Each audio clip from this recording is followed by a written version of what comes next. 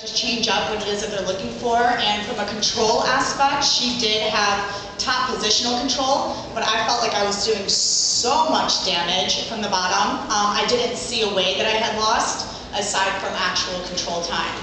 And your opponent, she had like a long layoff before this fight. Did anything surprise you about her tonight? I don't look at layoffs as anything to be accounted for when it comes to opponents. I feel like if you're at the UFC level, that you're always training, whether you have a camp or not. I assumed that she had been training for the entirety of the 2 years that she hadn't been in the cage. But yeah, nothing had changed with her. She was very consistent with what she showed off in her previous fights and making sure that she went to the ground. And no stool, no problem. I noticed you didn't use a stool in between rounds. What's the meaning behind that?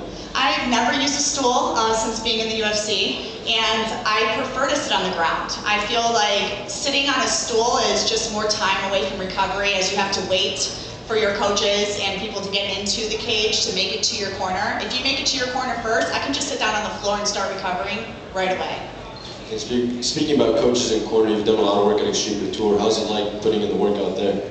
I've definitely been able to put together my own camp this time around with my striking coach Mateos and my head coach Dennis Davis, who both are out of Extreme, but we've really been focused around creating a camp for ourselves. Also training over at the Performance Institute quite a bit. How is training at the PI beneficial for you in your career? Oh my goodness, I love training at the PI. I feel like if you're a UFC athlete, you absolutely have to get over here to Vegas from time to time. They have the recovery that we need over there, strength and conditioning. I mean, a world-class facility. They built that specifically for us UFC athletes, and I just can't believe I wasn't here sooner, to be honest. And it seems like the UFC is allowing fighters to use their flags again. What did it mean for you to walk out with that grease flag tonight? Oh my goodness, I could not believe that I got the opportunity to walk out with a flag. That meant everything to me. My papu is going to be so happy when he sees that. My papu is over in Greece. Papu means grandfather in Greek. And he's over in Greece right now. I talk to him on FaceTime almost every day, and I'm really proud to be Greek. So to be able to walk out with my Greek flag really did mean a lot to me. And what's next for you? Is there a specific location, opponent, or anything you're eyeing at? I'm eyeing to be a part of the top 15. I want to start working my way towards that, and I know that my coaches want that for me as well. We're going to continue to work hard every single day in between. I'm willing to step back in here whenever they need me. I had one of the best weight cuts I've ever had before, one of the best camps I've ever had. I was in amazing shape, and I'm going to stay to that. I should just mention the weight cut. Obviously, your opponent, there was kind of a big difference in size. Did you notice any of that whilst you were in there? I felt like I was sizably larger than her and stronger than her and more powerful than she was. I knocked her down a few times. I felt like even in the grappling exchanges on the feet, I felt like I had a lot more muscle than she did. Yeah, I felt like I was larger than her, but I don't know what it looks like from the outside. I'm just in there.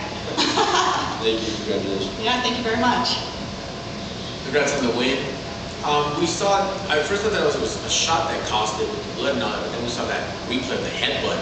Was that a factor at all? Because I know that could not feel good when you guys just clashed and then everything just, then we saw her start to leak from that. Oh, is that what happened?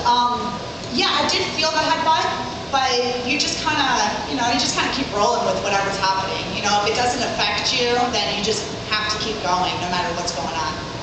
Well, you answered already my next question. So like, she was in your guard a lot of the fight, and you figured that way just got right on you, but you just stayed focused. I saw you be able to turn to your coaches a lot and get instructions from them. How awesome was that to where you were so just synced in, you were able to just point them at like room full of people?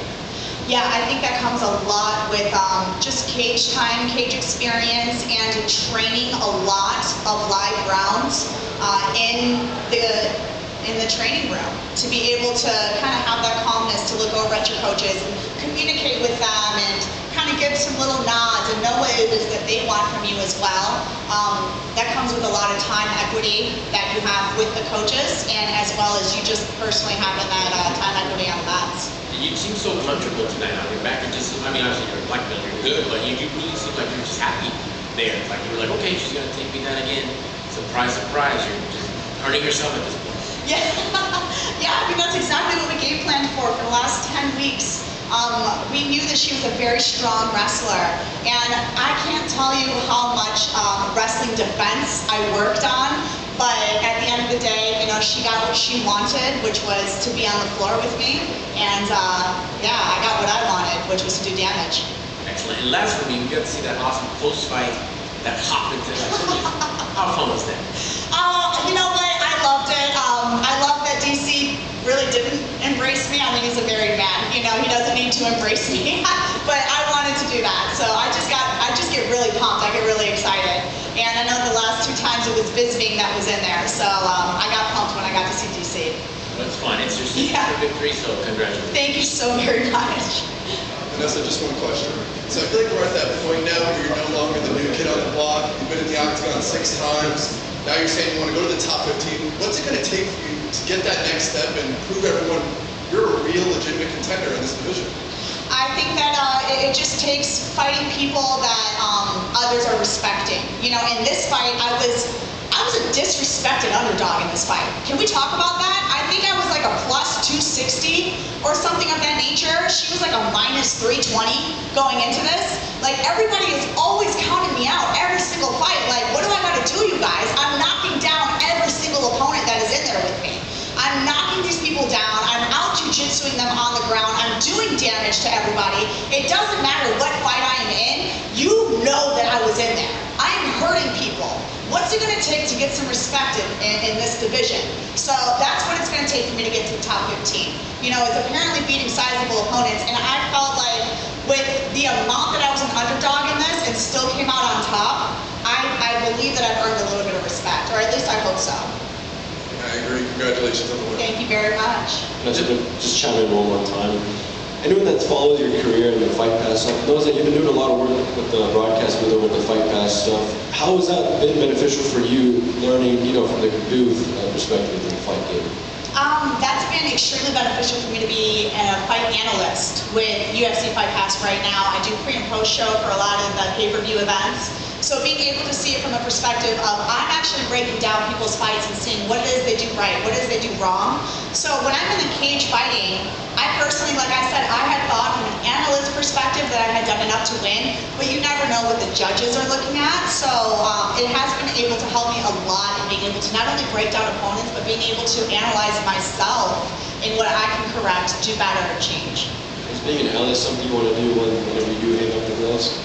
It's something I want to do while I still got the gloves on. I got to figure about, like, become a full-time thing once you're done fighting. Yeah, I would love to, when I'm done fighting, be a public speaker and help other people, you know, just inspire the whole world. But absolutely, being a part of this sport, when I'm not inside the octagon, is something that's close to my heart as well.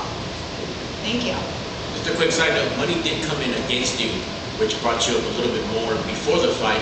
And in the 3rd round, the live odds had her at minus 600. So they had her at minus 600. Live odds in the 3rd round, yeah. So whoever rolled with Little Monster came up. Let's go! Thanks for that. All right, you guys have a wonderful evening. Thank you. A couple of things. When you get off the clinch, you cannot put your head down, you need to come